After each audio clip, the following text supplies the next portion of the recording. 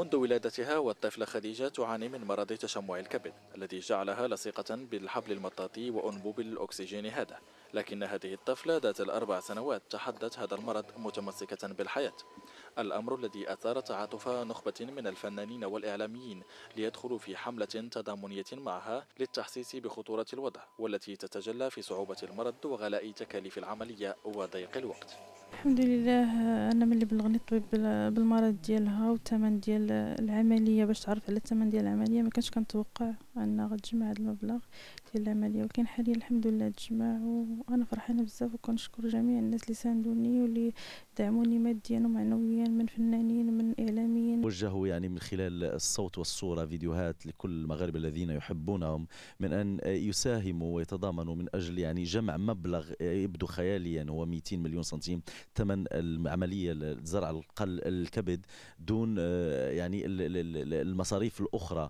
حمله تضامنيه بدات من صفحات الفيسبوك، حيث تم تخصيص صفحتين للمتضامنين، لتمتد هذه الحمله الى اثير احدى الاذاعات الخاصه مخاطبه مستمعيها بلسان حال الطفله، حيث واستثناء تم بث حاله خديجه في 4 حلقات متتاليه، ما خلق نوعا من التفاعل، ليتم في ظرف قياسي تزويد الحساب البنكي للحمله بالمبلغ المطلوب والكافي للعمليه ومصاريفها. الحالة ديال خديجة هي حالة صعبة نظرا للحالة الصحية ديالها المزرية، وصعبة كذلك لأن نظرا لطبيعة المبلغ المالي الكبير اللي كتطلبوه هذه العملية.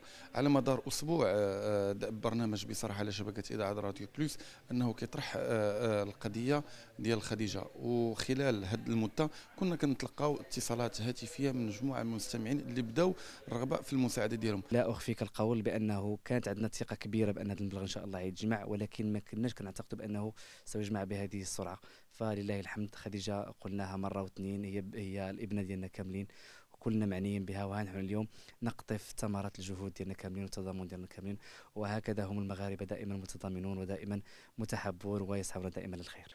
وحتى بعد التوصل بهذا المبلغ الخيالي لم تنقطع اتصالات المستمعين الراغبين في المساعدة لزرع الكبد وضمان حياة أخرى لهذه الطفلة. بعيدا عن الحراك السياسي الذي يشهده المغرب وما يعرفه من مواكبة شعبية، هناك حراك آخر، حراك اجتماعي. المغاربة قد تفرقهم اختياراتهم السياسية، لكن حب الخير يجمعهم.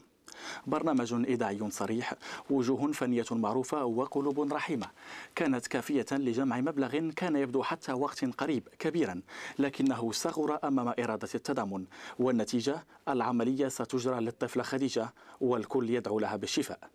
يوسف شكري، الحرة، الدار البيضاء.